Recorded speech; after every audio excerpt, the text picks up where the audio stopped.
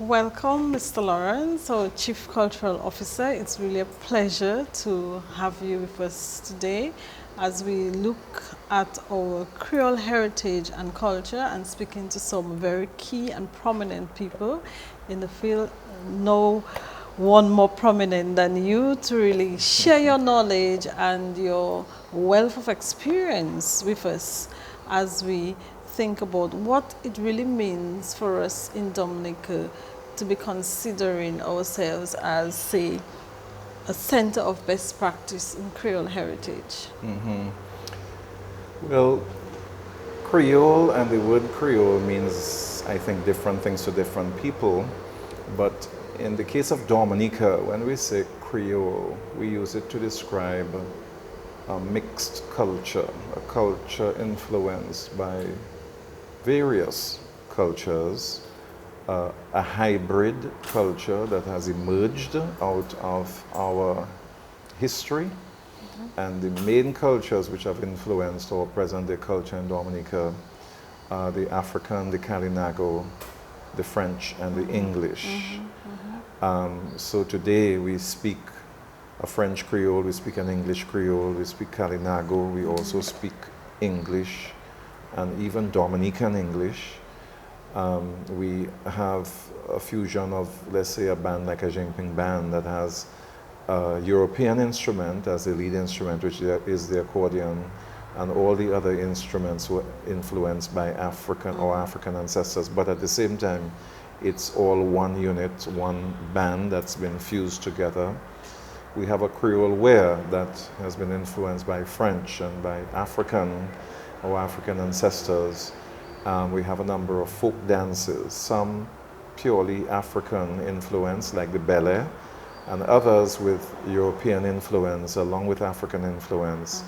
So, and names of places and people and mountains that are French, they're English, they're Kalinago, and you have a very heavily influenced African culture with the drums and costumes and so. So really what has emerged in Dominica is a cross-fertilization or creolization of our culture.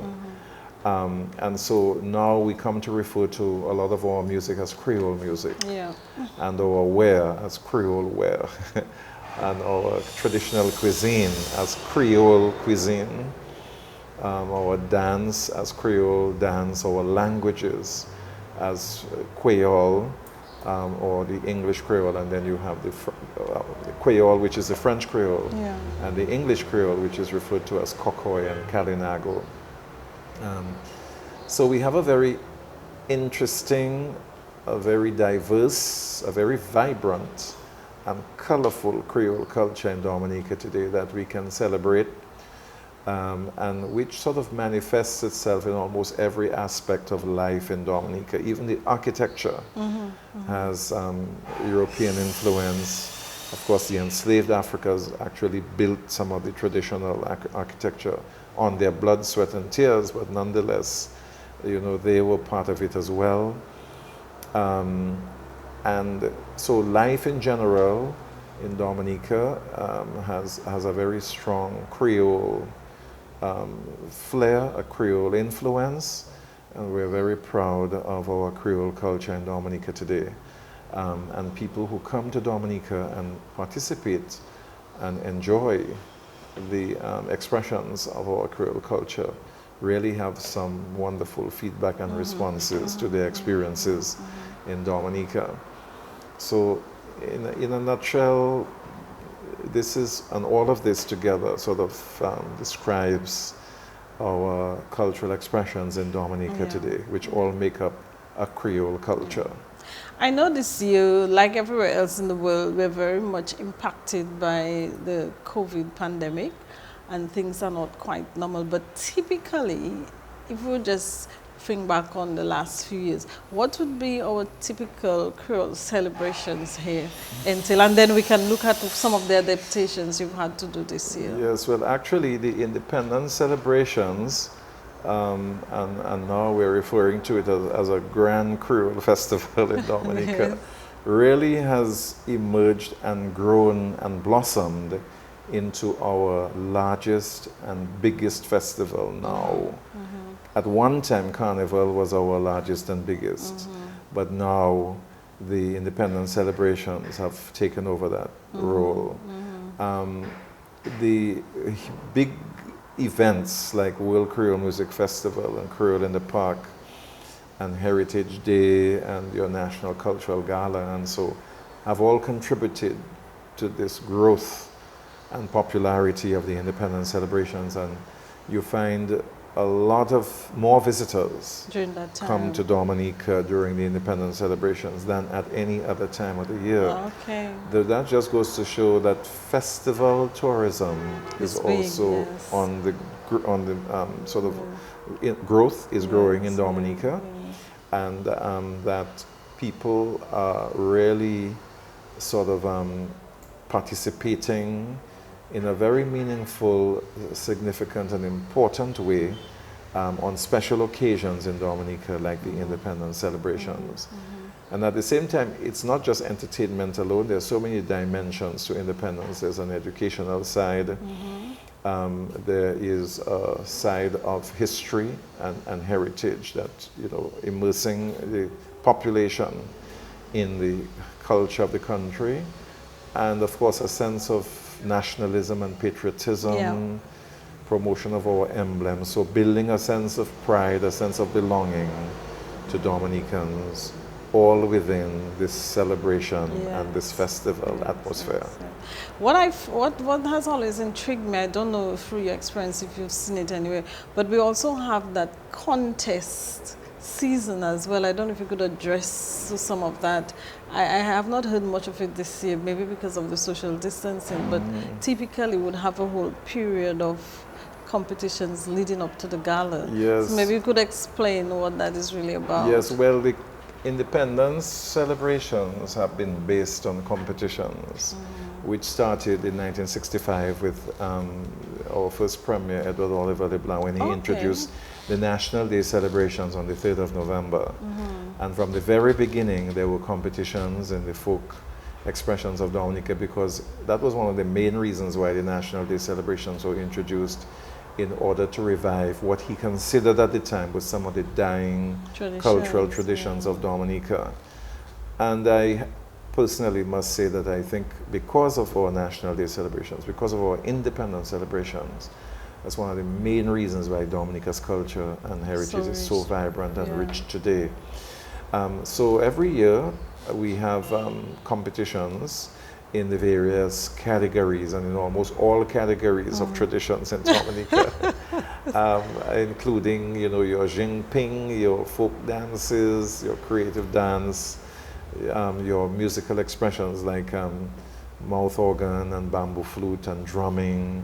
And in addition to that, we have competitions in pageantry like Miss Wap Juliet, Madame Wap Juliet, promoting the Creole wear now, the tea matador. So all of these have helped to keep, the culture alive and vibrant. Is there a food contest as well? To me, I'm not aware of us having a food. It's just Market Day for Difference, is it? Market Day with a difference, and then special prizes are given in the market for best display of foods, of products. So that in itself encourages the farmers to try to put on their best, or to put their best foot forward at the Market Day with a difference, where you encourage them to decorate their stalls and even to dress up in Creole wear as well, and even the buyers, people coming to buy. So in that sense, there is a competition among the displays, who has the biggest dashing and the biggest yam and that kind of thing. So that helps to encourage. But we do have food fairs during the independence celebrations as well. And food is while it's maybe not so much competitive, but it's a big thing, yeah. element of the celebrations, because all during the celebrations, people are looking for local food. Everybody's already asking for crab axe. Yes. So I would say all during the independence season, food, especially the local food and the local cuisine, the traditional cuisine, plays a major role in the observance of the independence celebrations. I think if we can talk about the role of the sponsors, because I know with our Creole Festival, the businesses have also owned some of the events. So maybe you can talk a little bit about some of the big festivals that the big businesses Yes, have been involved and some businesses have played big roles in independence. I know, for instance, Flo does an annual Creole in the Park. The Dominica Lotteries Commission has always been very supportive of various events during the independence celebrations.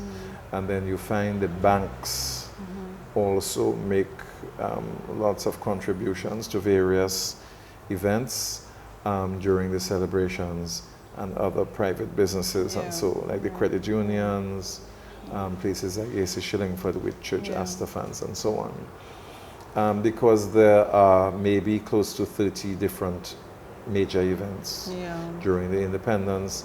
Dominica's independence spans like 6 weeks. In some of the other countries, you find either they have a one-day celebration of independence or maybe a week or two of celebrations, but ours seems to have grown so much that we start towards the end of September and we end all the way early November. So there are really, and every weekend there are things going on. So sponsorship has come from different, especially the private sector, and of course the government continues to play its role as well in giving support to the various events. I think there's a contest this year, I heard, with the businesses displaying, the decorating. That's right. correct? So the Cultural Division launched a special competition this year for business places and also government offices. Okay. So we will be awarding prizes to the best decorated business place and the best decorated government office, just in an effort to encourage them with their decor, and Creole decor, that is, during the independence. But it's an annual thing that business places, government offices always decorate during the season.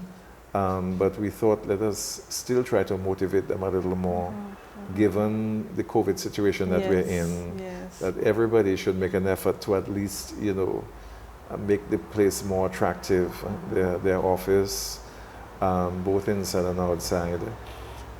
So we'll be having some judges going around to look at the various displays, and at the end of the independence celebrations to announce the results of the competition. What other changes did you have to make this year?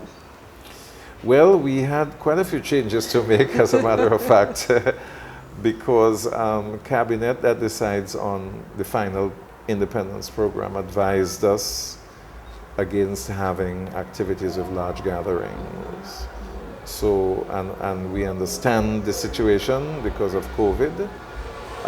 So because of that, a number of events had to be cancelled, like World Creole Music Festival, Creole in the Park, all the competitions, the pageants. But in spite of that, though, we decided that no matter what shape or form it takes, that we were having an independence celebration. So 2 major events, the opening and the cultural gala, we are doing virtually. So a lot of it would be online and live on radio, live on television. What would be the normal military parade or national parade in the morning of November 3rd is now becoming an observance ceremony, where the awards will still be issued and the Prime Minister will still give his address, but it will be a smaller, much smaller event, and a virtual event as well, carried online and on radio and television. The other events are just general events, wide open to the public, general public, in which everybody can participate, like Flag Day. Everybody can have flags at their offices, at their homes, on their vehicles. Tree planting day, everybody could plant Yeah. trees. Creole day, everybody can come out in their Yeah. Creole. And every Friday during the month of October, people come out in Creole where the food, we're encouraging the restaurants and caterers to focus a lot more on Dominican traditional foods during the independence. The language as well, the Creole language and the Creole music. We ask the media to assist us with playing a lot more of that kind of music.